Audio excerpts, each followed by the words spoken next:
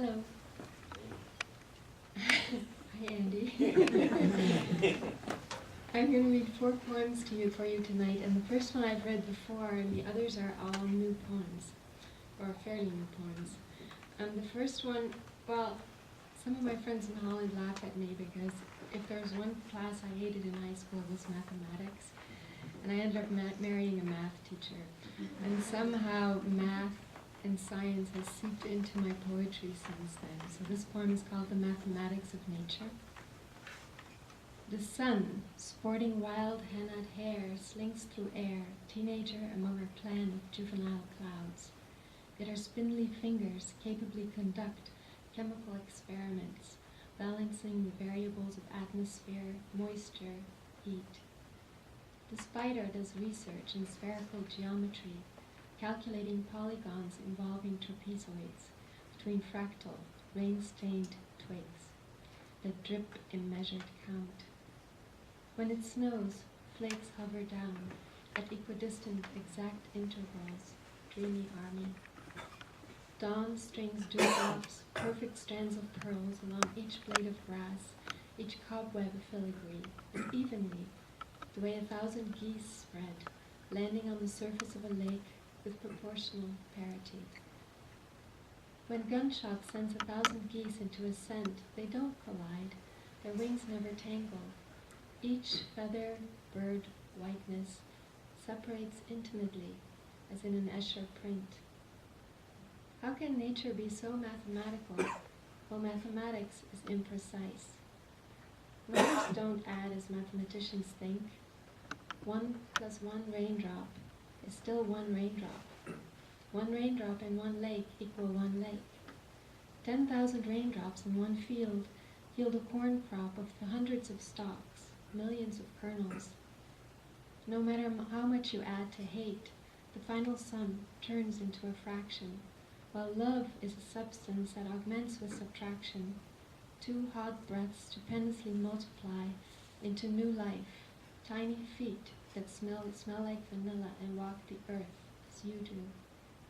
1 whisper lasts an instant, yet defines the mysterious parameters of mind, the incongruency of 1 thought occupying 1 space at once inside 2 skulls.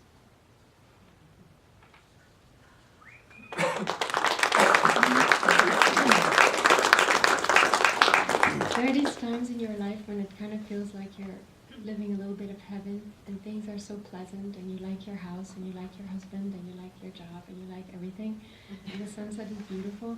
And then there's these really annoying things, like after 2 weeks of not cleaning your home, there's dust balls in the corner reminding you that you're very much on Earth. And sometimes you just wonder why this life on Earth is created with dust accumulating on everything.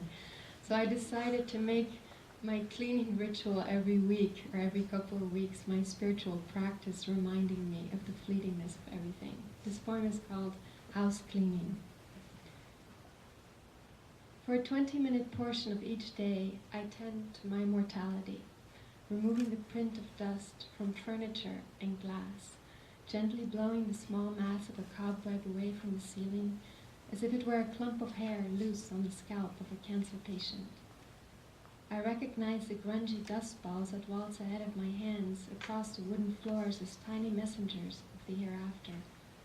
One day, the flimsy remnant of my ashen shape will rest on the matter of this world, briefly gathered in one place, until someone's breath will blow it away. The last 2 poems are both kind of about death. Someone said to me once, all your poems are about death and bugs, which is kind of true sometimes. The last 10 years I've been dealing with parents who've been ill, and my parents have not both passed away. My mother passed away last summer. And I've had my mentor pass away, his wife passed away recently, Jeffrey Baker, whom I loved a lot, passed away. So these last 2 poems are in honor of all of them and what they have taught me about the shift between here and there.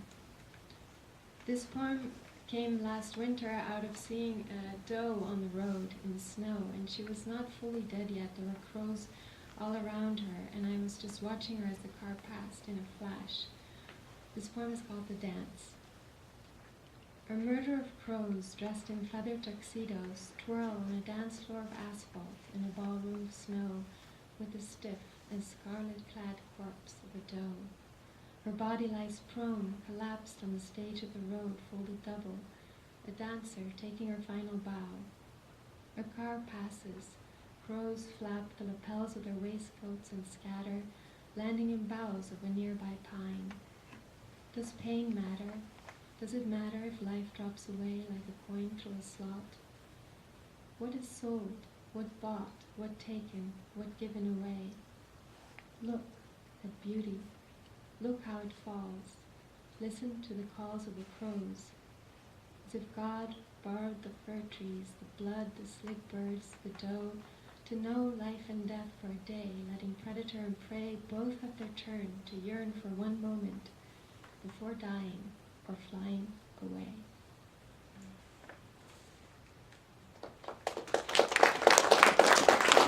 The last poem is called The Temple Room of My Heart. Sometimes the sun and moon gleam like cut-out gold paper. Sometimes all people seem to act in a play. Sometimes the sky is so bright, gaudily painted, another prop at the back of the stage in the theater of my mind. What if I push and it falls away?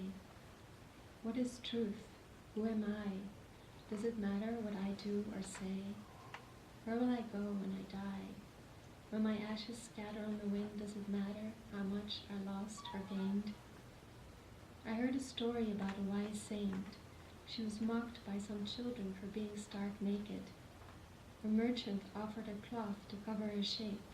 She draped it around her, tying knots as she went her way, and one end at a taunt, and the other at praise. At the end of the day, the number of knots on each end was the same. To the merchants, she said, "Truth is, I am. Who cares what others do or say? When someday my ashes scatter, nothing matters but the wind carrying them away. The only song will be the voice of the wind, praising all that exists, praising both joy and pain." Sometimes my mind seems a palace of glass. I admire the views from the tops of the towers, the sun glistening in prism reflections, the rain washing the world with its showers. My heart turns into a temple of quiet. I don't worship some truth, don't wait for some grace. I don't skin my knees for some God who can't wait to punish me for some sins. I just sit within, feeling eternal and private. This is my truth. Here I am. Here it's simple. I don't say a word, don't do a thing. I live and only die to myself. All I lose is regained. Everything matters. As my ashes scatter on the wind, I feel no pain as I'm born again and again. I am in the temple room of my heart, inside the palace of my mind, scattering myself like rice at a wedding. I trace a shape I no longer have. I sing with a voice no longer mine. I dance with invisible feet like the moon. I blankly reach everywhere like air.